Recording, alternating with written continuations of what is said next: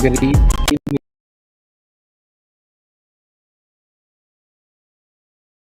Do this then.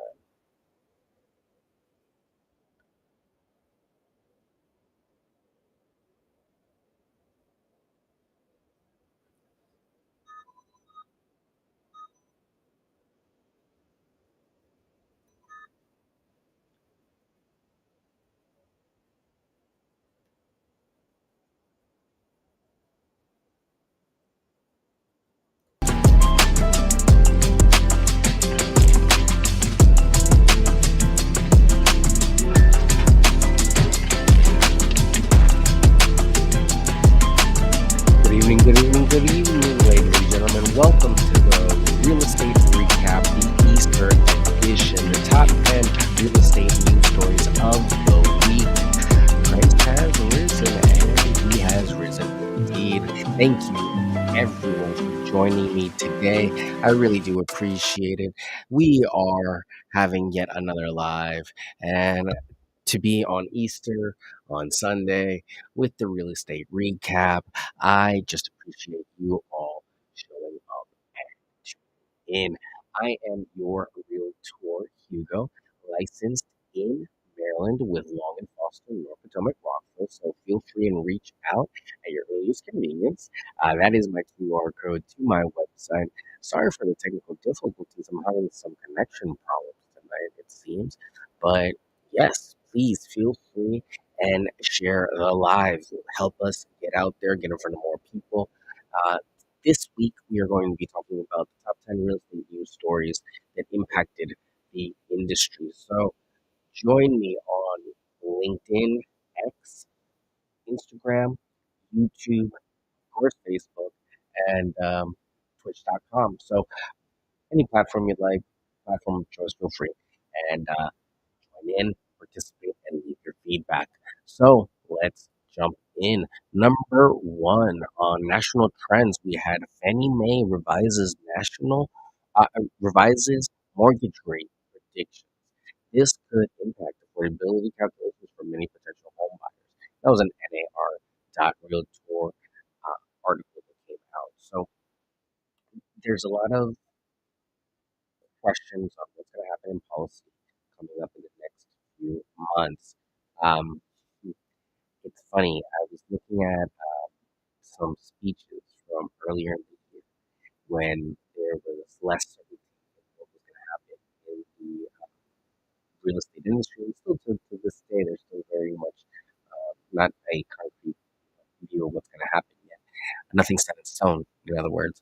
Um, we're starting to see a lot of different things. NAR just asked the VA to change and amend their the way they let veterans pay for commissions to help during the settlement. So we will see if these changes are going to be set into place. But we're seeing a lot of these organizations revise their predictions because forecasts have actually um, not panned out the way we expected. The economy is still chugging along. We're staying higher for longer. It seems maybe more of a distant rumor that we might get another hike. We just might get one less, well, only one cut this year as opposed to three. Three might be a little bit drastic with the year coming already, only 3 quarters left. But time will tell. So far, all the metrics have been showing that the economy is chugging along, and come Monday, we are actually expected to possibly hit an all-time high for the S&P when it comes to stock exchange. It's going to be a really exciting time. High highs, we get low lows. So invest accordingly and prepare yourself because I'm sure that we're going to get a lot of news stories. There was a great article that came out talking about how much negative news click-through rates increase with the titles being more negatively skewed. So positivity doesn't move copies, negativity does. So mentally prepare yourself when you're looking at some of these stories that hey, maybe there's something beyond that let me dig a little further. And this is all hopefully, you know, at the same time happening with people understanding internet savviness, I guess is what we can call it, with the new rise of AI and how much we have to question and double and triple question what we see.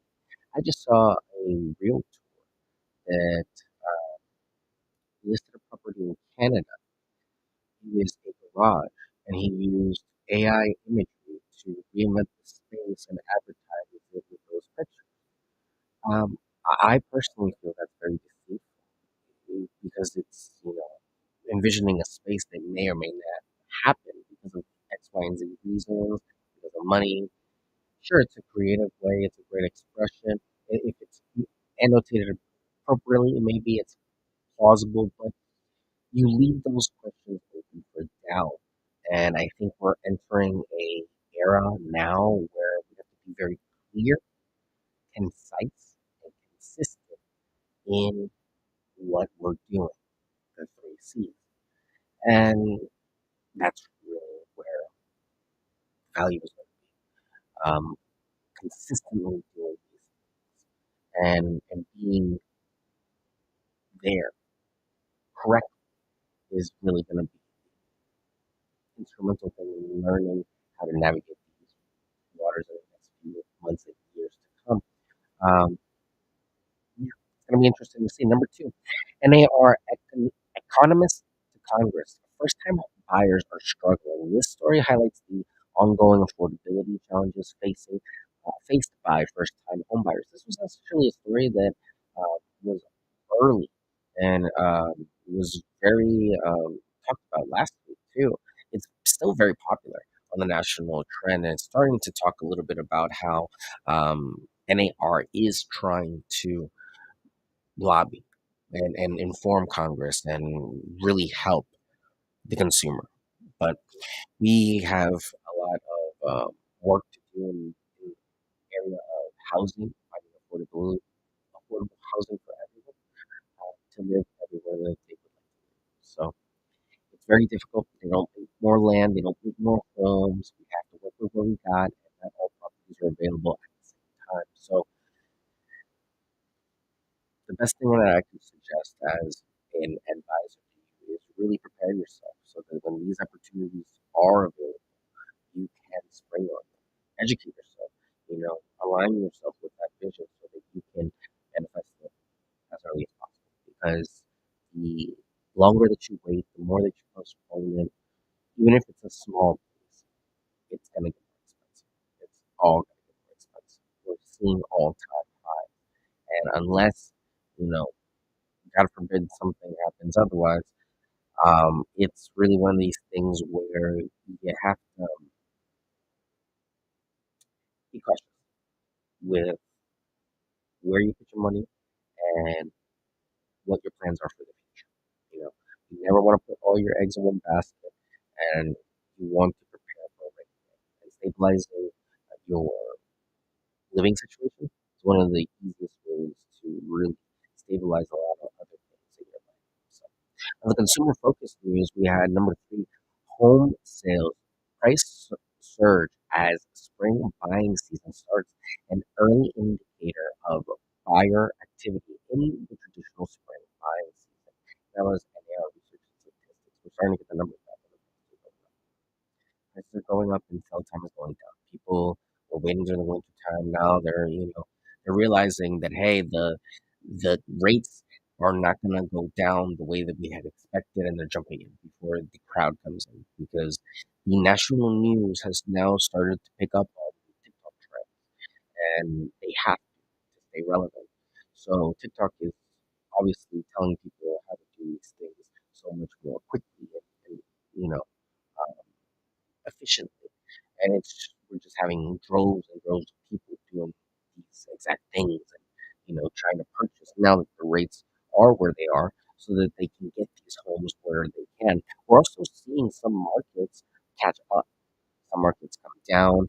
We're seeing on the national level a lot of difference in the numbers, whereas here locally, we're just seeing the numbers go up.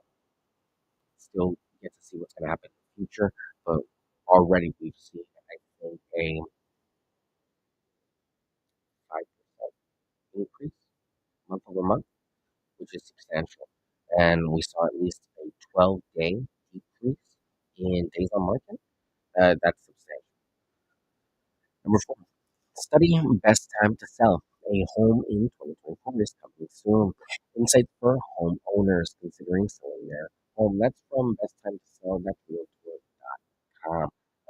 Really, every year they come out with the best statistics, best based on each area. And I believe that this year it's going to be the week of the 14th. So it is coming up, but it's a great article. I love reading that article because it gives a lot of insight on how they come up with that. And I really do think that any time that you put your house on the market, um, it looks showroom ready and it's priced appropriately, it's a good time to have it on the market. Of course, there are better times in the year, but the reason that many people do it in the spring is to just get it done. That way that you already have these moves and transitions laid out so that the summertime comes around, these moves are already situated. So it, um, it's part of the ebb and flow of life. So we see these moves happen as people come in and out of these stages and these events in their lives. Number five, are you a lottery winner? Now is the time to buy your dream home. Targeting lottery winners with unique perspectives on the market. And that's from Fox Business. It's a huge push to uh, sell homes in the luxury market. The luxury space is not faring the same way that the lower income brackets are when it comes to that market of buying and selling. The Snyder family, the old owner of the Washington Commanders, um, just donated his mansion that was on sale to charity, to cancer research. So, very generous donation of real estate that's going to help cement more cancer research facilities. I'm still a little unclear on how they're going to use the home, but it was on the market for, I believe, $44.1 million. Yeah, so there is a market. There are people that do buy these properties. It's just that market has really not seen a lot of attention because there have been other assets, I suppose, that might be a little bit more lucrative right now than high-end real estate. Number six, on the legal regulatory update side, the truth about the NAR settlement agreement, untangling the details of recent illegal settlement impacts real estate transactions. Um, this is on the NAR.realtor site. The truth about the NAR settlement agreement. It's a really a page that's been constantly being updated. I believe competition.realtor will take you to the updated site on everything that's happening as of right now with the settlement. So there are tons of resources online from NAR that further explain what is happening in the settlement better than I. But the long and the short of it, it's all been proposed, and we're still waiting on a lot of these things to be cemented. Um, NAR's chief president was actually on Realtor Today, or Real Estate Today, excuse me. Great show. I've actually put it on my website, so you can go and check it out on there. And every week we come out with a great episode of different things to think about in the market, as well as tactics as a buyer, as a seller. It's a great show. I really think that more people should listen to it. I really have learned so much from it. The hosts on there are phenomenal. They're super consistent. So check it out. But the long and the short of it, NAR is trying to get out there and tell people more and more about how this is going to impact them more on the personal level. And the long and the short of it, it's going to impact buyers more than anything else. Of course, it's going to be impacting the industry as a whole. But good realtors will always have a place, like any industry. bad actors will fall by the wayside with stuff like this. But a lot of this needs to be settled. We are still a long way from that, and TBD. Number seven, Chicago voters reject the transfer tax after NAR advocacy blitz. News on a local real estate tax measure and the impact of the industry advocacy.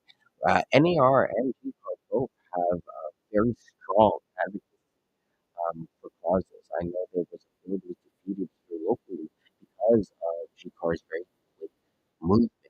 And NAR as well has had situations like this where they put pedal to the metal to stop some of these pieces of legislation. I don't know too much about the details, so I couldn't really speak too much on the Chicago situation. But there is a place for all of us in advocacy.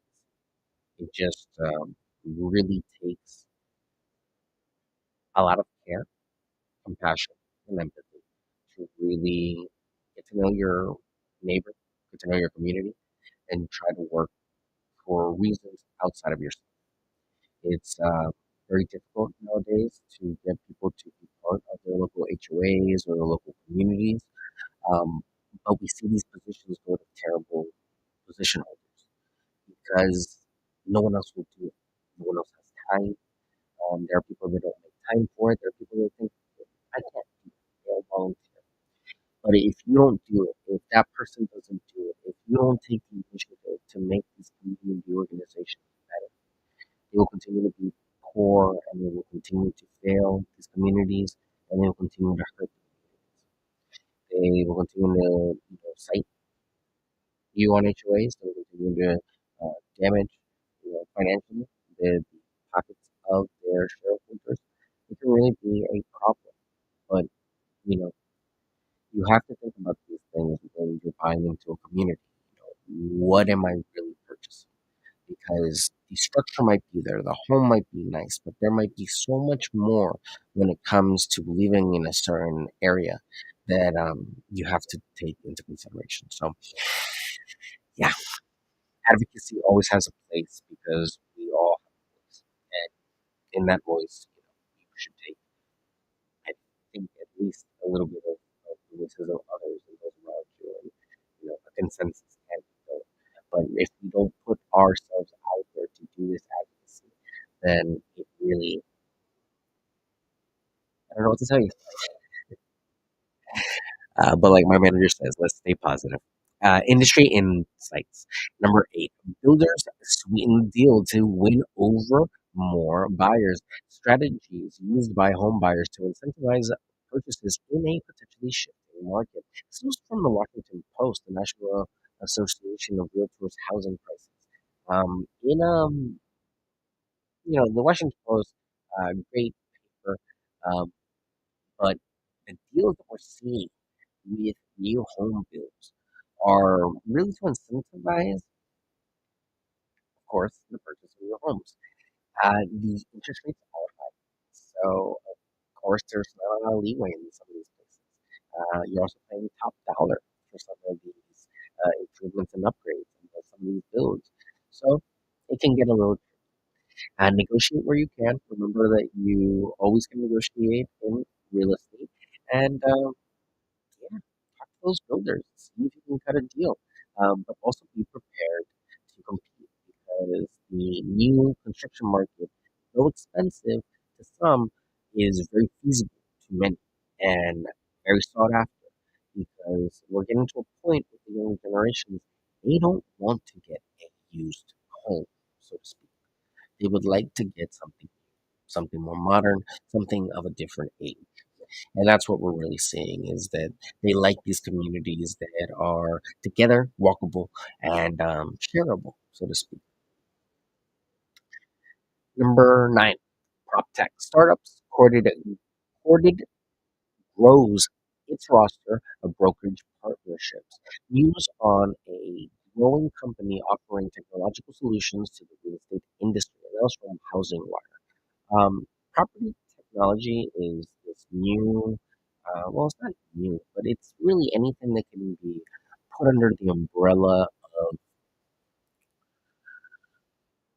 Technology that will help property management, help property investors, help real estate agents, and help the industry to innovate and improve.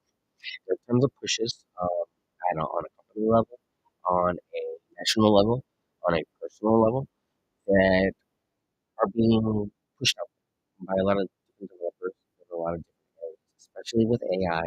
There's been huge innovations when it comes to stuff like this. It's very funny, but side note, there was a AI chatbot that was being touted out there for a very short time, and unfortunately, because of some political race mischievousness, um, there was an instant government ban on AI communication through the phone, and that instantly killed that whole industry overnight.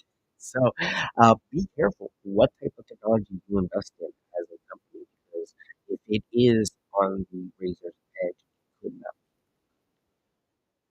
Number 10, human interest story, cheap old house.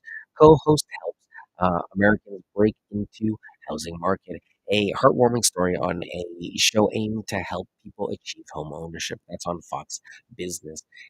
Really great show that helps people teach them about, how to improve old properties and make something out of it.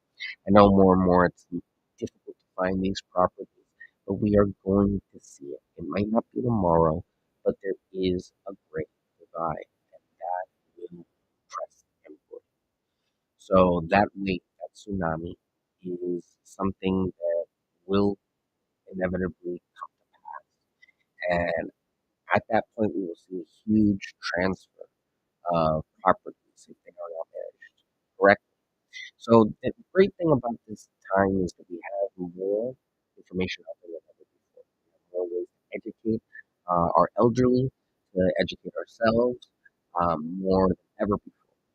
But with that being said, there are still areas of the world where there are completely averse to some of these best practices. So making sure that you have a will, you're taking care of your estate, your ducks are in a row, you have your deeds, you're paying off your bills. These are all things that are just best practices and try. And if you can do that for a family member in their later years, I think it's commendable, because there are many that don't have someone to help them at the end of their lives, and it's very sad because there's much that can be done with these estates, and it's very sad that sometimes people suffer because they don't know what they can do. So I digress. But I hope that all of you are having a great night. If you joined us this evening later on, we are talking today about the real estate recap top news stories of the week. Number one was Fannie Mae revises mortgage rate predictions. Number two was NAR economists to Congress. First time home buyers are struggling. Number three, home sales prices surge as spring buying season starts. Number four, study best time to sell a home in 2024 is coming soon. Number five, lottery winner. Now is the time to buy your dream home.